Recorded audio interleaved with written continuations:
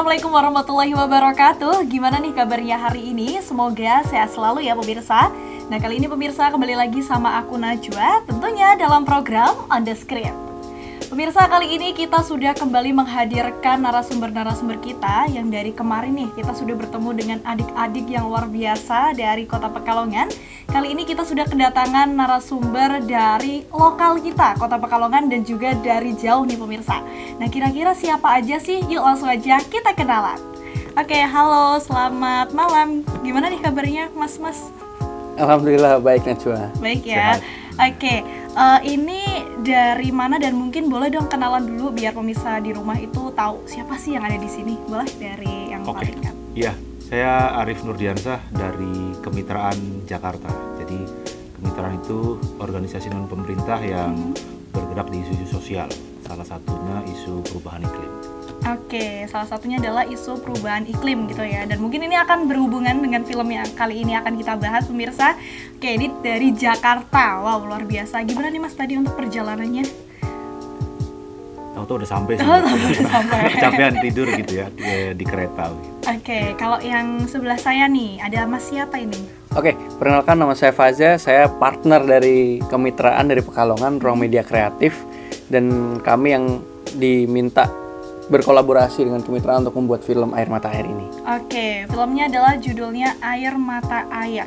Nah, pemirsa, kali ini sangat benar-benar semoga dari film ini bisa membuka bagaimana sih tentang Kota Pekalongan itu sendiri ya. Dan mungkin aku bakalan nanyain pertanyaan terlebih dahulu ya dengan kemitraan. Sebenarnya maksud dan tujuan mengajak dari Ruang Media Kreatif berkolaborasi dalam penggarapan film dokumenter ya termasuknya ya. Itu apa sih alasannya? Ya. Jadi kemitraan itu kerjasama dengan pemerintah Kota Pekalongan mendapatkan bantuan dana dari Adaptation Fund untuk membuat program adaptasi perubahan iklim. Jadi memang karena Kota Pekalongan ini sudah lebih dari 1 dekade kena dampak perubahan iklim. Yang paling banyak kita rasakan itu kan sebenarnya banjirop. Yeah. Nah, banjirop itu satu dari sekian banyak persoalan-persoalan yang sekarang memang sudah ditangani atau sedang dihadapi oleh Kota Pekalongan. Nah, tahun 2021 kita melakukan serangkaian kegiatan intinya untuk menjadikan warga yang terkena dampak ini mempunyai tingkat ketahanan yang lebih terhadap dampak perubahan iklim. Gitu. Nah, dari serangkaian kegiatan ini kan memang pertanyaannya siapa yang bisa mengakses informasinya. Yeah. Nah, dan informasi atau media yang paling mudah untuk bisa menyebarkan informasi adalah film. Nah, itu yang kemudian kita mengajak teman-teman Ruang Media Kreatif untuk terlibat. Oke, tapi kalau dari Ruang Media Kreatif sendiri sih, Mas Faza ya, Mas Faza, gimana perasaannya ketika pertama kali diajak untuk berkolaborasi dan bagaimana kok bisa tiba-tiba akhirnya dari kemitraan itu menghubungi Mas Faza untuk mengajak kolaborasi penggarapan film? Oke, sebenarnya untuk film tentang perubahan iklim sendiri ya, pertama kali kami bikin itu sebenarnya 2019 dulu. Tapi pembahasannya bukan perubahan iklim secara spesifik, tapi masalah lingkungan. Jadi ada, sebenarnya kami membuat film itu pasti berdasarkan 2 hal. Satu mengenai ajaran, agama dan budaya, yang kedua mengenai lingkungan. Nah, kebetulan di 2021 kalau nggak salah Mas ya, kemitraan tuh pernah bikin lomba film, lomba video kreatif gitu. Karena saya suka kompetisi, akhirnya ikut. Alhamdulillah dapat juara. Kenalan waktu itu pernah sempat podcast ya sama Mas Arif ya. Cuman waktu itu belum kenal. Belum kenal sama sekali. Terus akhirnya kemarin tahun 2023 singkat cerita kami bekerja sama. Karena mereka butuh media untuk istilahnya adalah menyebarkan pemahaman mengenai perubahan iklim ini melalui media audiovisual. Nah, karena sudah pernah kenal juga, akhirnya ngobrol-ngobrol, sepakat dengan satu konsep. Nah, kita bikinlah film ini dengan genre dokumenter. Oke. Kalau terkait dengan film ini nih Mas Faza, itu kan kalau di filmnya sudah terlihat bahwa ada berbagai macam pihak yang terlibat di dalamnya. Nah, apalagi sudah digarap sejak tahun 2000? Dasarnya dari Desember tahun lalu 2023.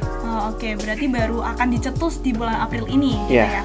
Nah, untuk orang-orang yang terlibat nih, itu emang asli dari orang Kota Pekalongan sendiri atau ada dari pihak luar gitu? Sebenarnya film ini dasarnya adalah dari kami, dari Kota Pekalongan, cuman memang melalui kemitraan. Yang artinya memang kemitraan juga punya basis di sini juga, ada kepentingan juga di Kota Pekalongan. Nah, kalau untuk siapanya, film ini sebenarnya untuk semua orang yang memang di Indonesia sendiri yang terkena dampak perubahan iklim, nggak cuma Kota Pekalongan, tapi banyak sekali. Yang paling dekat dengan kita adalah seluruh jalur Pantura, dari Brebes sampai ke Semarang. Kemarin sempat ya Demak itu kena banjir parah. Nah, film ini fungsinya adalah untuk pemahaman orang-orang. Dasarnya kenapa sih ini bisa terjadi? Karena ruang lingkupnya sebenarnya terlalu besar untuk kalau kita bahas. Harusnya orang Pekalongan jangan gini, walaupun orang Pekalongan kayak gini, masalahnya ini isunya terlalu besar. Makanya kami ingin coba mengulik itu. Sebagai salah satu contohnya adalah kasus yang ada di Kota Pekalongan. Oke, Gitu. Dari film dokumenter ini juga akhirnya kita tahu gitu ya, dari awalnya Kota Pekalongan dulu bagaimana dan akhirnya Kota Pekalongan seperti apa gitu ya. Oke pemirsa, saat lagi kita akan kembali untuk membahas lebih lanjut terkait dengan film dokumenter yang berjudul Air Mata Air ya. Dan so jangan kemana-mana, tetap di On The Screen.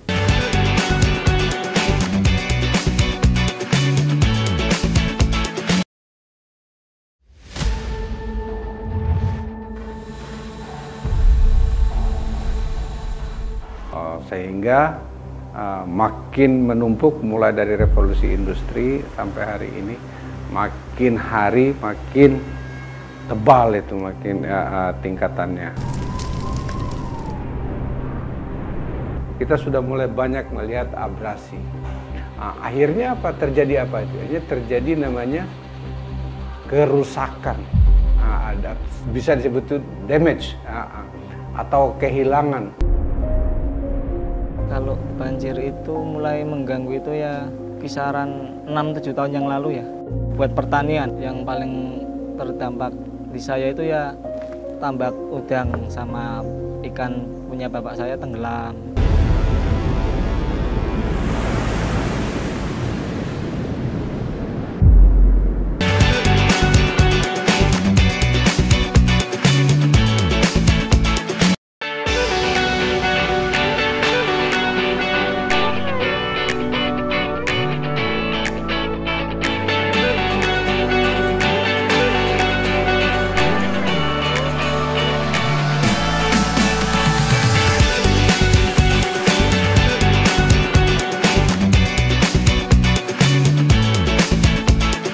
Hai pemirsa, balik lagi sama aku Najwa bersama dengan narasumber kita hari ini tentunya dalam program On The Screen. Nah pemirsa, kita akan kembali melanjutkan berbincang dengan Mas Syarif dari Kemitraan ya, Kemitraan Indonesia, dan juga dengan Mas Faza dari Ruang Media Kreatif ya. Oke, terkait dengan film Air Mata Air ini. Tadi kan sudah disampaikan bahwasanya ini salah satu film dokumenter yang memang benar-benar kita pengen diperlihatkan gitu ya, terkait dengan Pekalongan dulu seperti apa hingga Pekalongan yang sekarang seperti apa. Dan untuk Mas Syarif nih, sebenarnya dari Kemitraan sendiri, kenapa sih menyasarnya di Kota Pekalongan tidak di daerah lain? Sedangkan kan Kemitraan itu kan Indonesia ya, seluruh Indonesia. Itu kenapa? Ya, jadi ada beberapa hal ya, dan hal yang paling penting sebenarnya ketika kita mau mendevelop program di Kota Pekalongan itu kan sebenarnya salah satu yang dibutuhkan adalah data dan informasi begitu.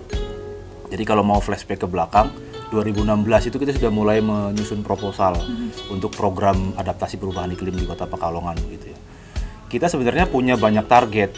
Waktu 2016 kan Pekalongan belum terlalu terlihat dampaknya. Yang paling sudah kelihatan kan sebenarnya Kota Demak dan Semarang Kabupaten gitu. Tapi ketika kita gali lebih lanjut gitu, butuh informasi, butuh data dan sebagainya, Kota Pekalongan salah satu yang paling lengkap datanya. Dan kalau kita mau menyusun program kan harus basis data dan sebagainya. Nah ini jadi sebenarnya Kota Pekalongan sudah punya modal untuk kemudian bisa resilient terhadap dampak perubahan iklim. Salah satunya adalah data dan informasi.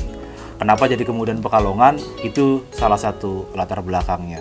Setelah kita menyusun proposal, terus kemudian kita kirimkan kepada Adaptation Fund di Amerika, begitu prosesnya bolak-balik. Tapi alhamdulillah pemerintah Kota Pekalongan waktu itu cukup suportif gitu dalam mendukung data dan sebagainya. Dan alhamdulillah 2021 goal programnya.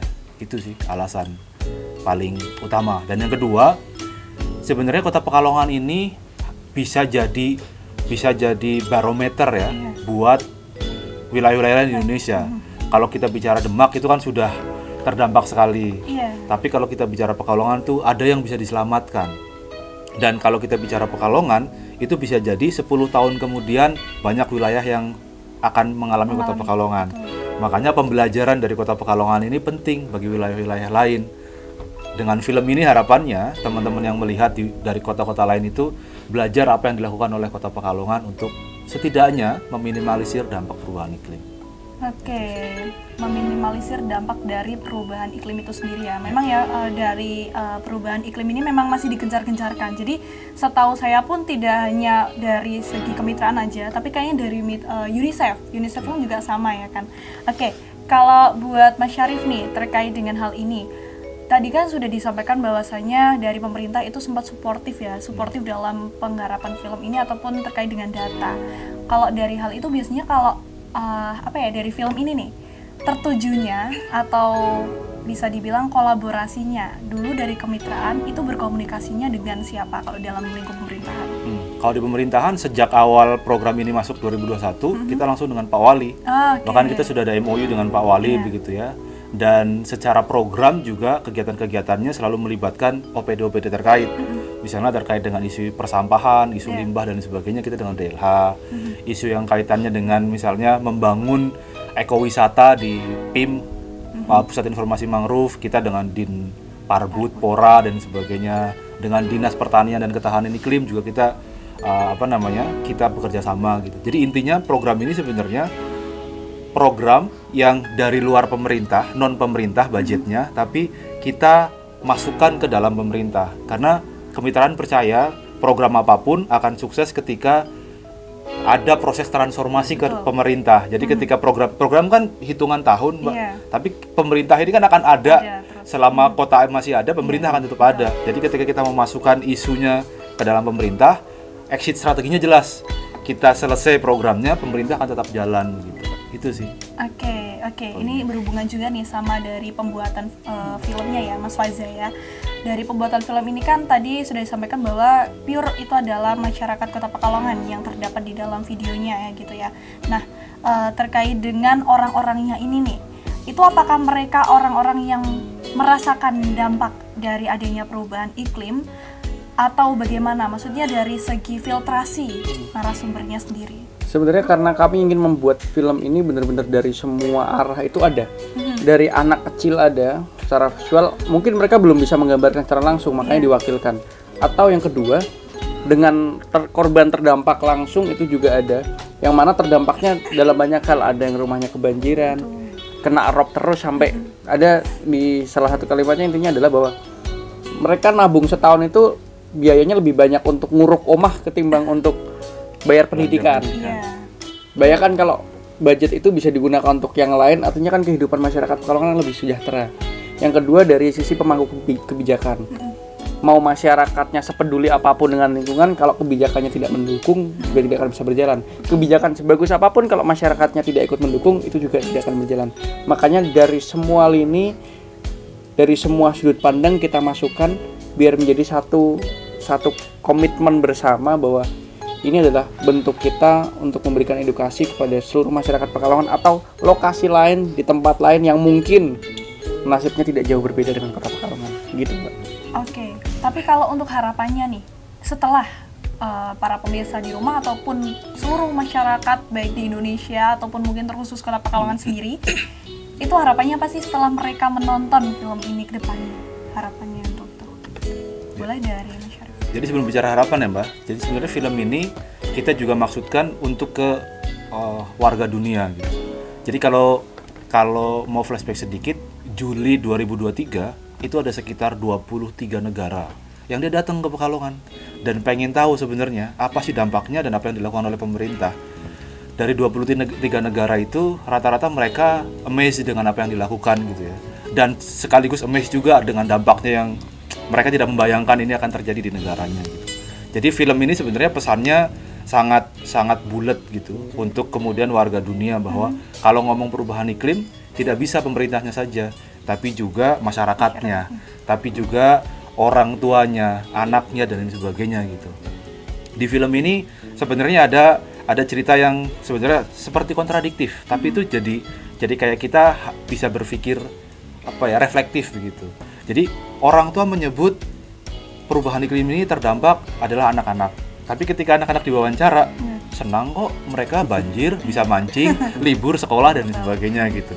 Tapi kemudian ketika anak-anak ini beranjak dewasa, orang dewasanya merasa bahwa kok saya dibully ya, berasal dari kelurahan yang terdampak, kok saya dibully, kok sepeda saya karatan, hal-hal yang seperti itu tuh. Jadi ini real banget cerita dari masyarakat.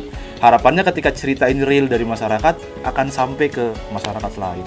Itu sih paling. Oke, itu dia pemirsa terkait dengan film Air Mata Air. Dan setelah ini kita akan kembali membahas terkait dengan wadah dari film Air Mata Air ini supaya jauh lebih mudah tersampaikan kepada masyarakat. So, jangan kemana-mana, tetap di On The Screen.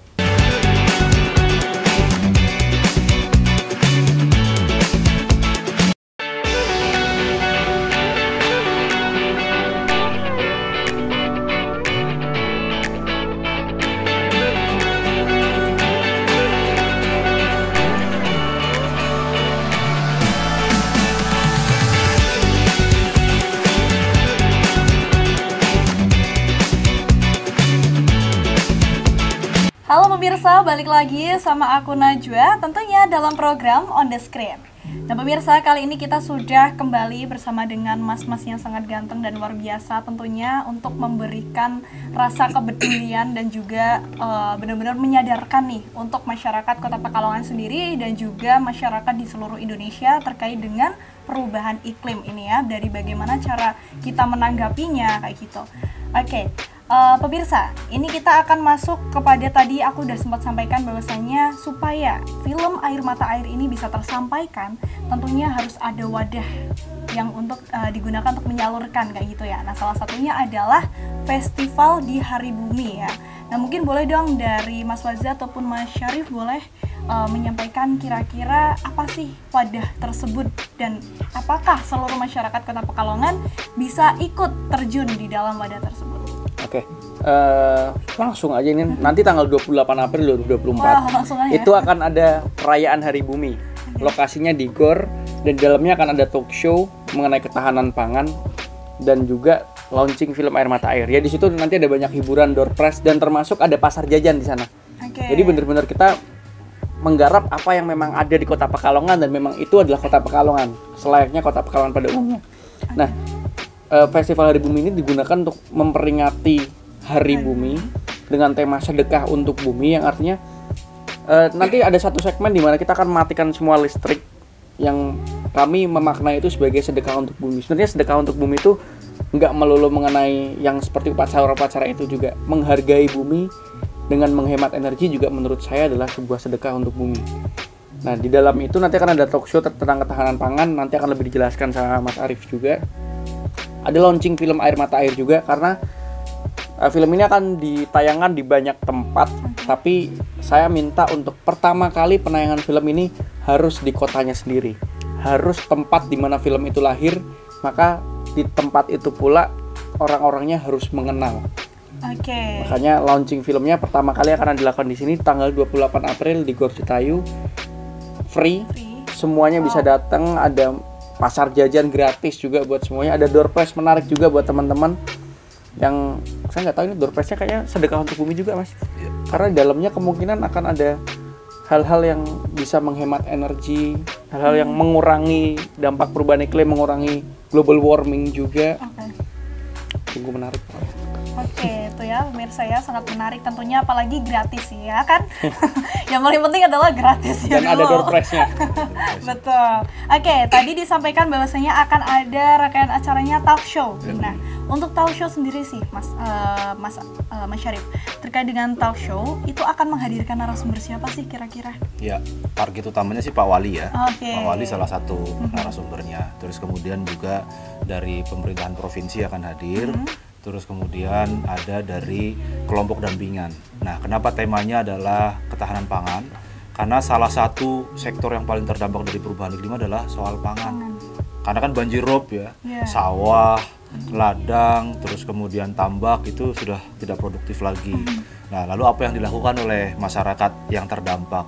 Ternyata mereka melakukan hal-hal kecil yang kemudian tetap berketahanan gitu ya. Mereka nanam di polybag, mereka nanam dengan metode-metode yang kemudian tetap bisa produktif, tidak hanya menanam bahan-bahan yang dijual di pasar, tapi juga mereka sudah bisa diversifikasi pangan, menjadikan hasil sayuran ini jadi keripik, jadi panganan-panganan yang kemudian menarik. Makanya harus hadir di Festival Pangan dan kita support bersama teman-teman di Kota Pekalongan. Oke, itu dia pemirsa, akan ada Festival Ketahanan Pangan tentunya dengan tema sedekah untuk bumi. Oh iya, dan satu lagi ada hal menarik nanti. Apa ini? Ini saya juga pertama dengar underestimate, tapi setelah nyobain ternyata makanan itu enak. Minuman, sorry. Apa itu? Pernah nyobain sirup dari pohon mangrove, dari buah mangrove? Belum pernah kan? Belum pernah. Nah, Festival Pangan itu akan menghadirkan salah satunya itu akan ada banyak sekali olahan dari pohon mangrove. Saya pertama kali dengar, saya pertama kali lihat itu sirup mangrove, itu aman nggak ini ya? Rasanya gimana, serius. Tapi setelah nyoba ternyata, oh enak kok rasanya, dia punya signature sendiri, rasa yang benar-benar murni, rasa mangrove, buah mangrove, agak asam-asam. Dan saya mikir, coba diolah, kita olah menjadi es lasi atau es buah bahkan, itu enak banget dan punya rasa yang ciri khas banget kalau itu adalah buah mangrove. Makanya festival ini akan menarik karena ada makanan yang kayaknya denger aja belum pernah, apalagi nyobain. Kalau mau nyobain pun lumayan mikir-mikir ya. Awalnya underestimate bener. Aku juga pertama kali minum kayak minuman aneh apa lagi nih? Apakah Bobon yang membuat? Tapi setelah nyobain ternyata enak dan itu harusnya layak sekali untuk dijual, dikonsumsi dan menjadi minuman khas Kota Pekalongan. Harusnya bisa ya dengan rasa yang luar biasa kayak gitu. Oke, tapi itu yang buat siapa? Kelompok dampingan. Jadi dari warga kelurahan, jadi ada ibu-ibu PKK, terus kemudian ibu perempuan kepala keluarga yang membentuk kelompok, terus kemudian mengeksplor kira-kira mangrove bisa dibuat apa saja, ada sirup, ada stick dan lain sebagainya gitu. Dan awalnya ketika kita melihat kan yang paling timbul pertanyaan adalah sakit perut nggak ya gitu. Tapi ternyata sudah aman, sudah terbukti PIRT-nya ada dan sebagainya dan sudah dipasarkan walaupun dan enak. Sudah dipasarkan walaupun masih terbatas gitu ya. Oke, aku harus coba juga sih, ini saya menarik banget ya pemirsa ya. Oke pemirsa, jangan lupa datang pada tanggal 28 April di Gor Jetayu akan ada Festival Ketahanan Pangan, pasar jajan gratis ya. Terus juga ada talk show dan berbagai macam kegiatan lainnya yang pemirsa yang bisa pemirsa dapetin di situ ya, terutama door prize yang tadi Mas Wasya sudah goyar-goyarkan, pokoknya harus ada door prize-nya gitu ya. Oke pemirsa, itu dia tadi obrolan kita hari ini dan saking asiknya pemirsa ternyata teh kita masih lumayan ada ya, aku kira akan segera habis. Oke, mungkin itu dia pemirsa untuk kita hari ini dan terima kasih untuk Mas Wasya dan juga Mas Syarif dari kemitraan dan juga dari tim media kreatif ya yang sudah hadir di kegiatan On The Screen kita kali ini, episode kita kali ini. Oke pemirsa, itu dia tadi untuk hari ini. Semoga kita akan bertemu lagi di sesi ataupun episode selanjutnya. Jangan lupa saksikan On The Screen setiap hari Kamis malam, tentunya hanya ada di Batik TV. Aku Najwa beserta seluruh kru dan juga narasumber mengucapkan terima kasih dan sampai jumpa.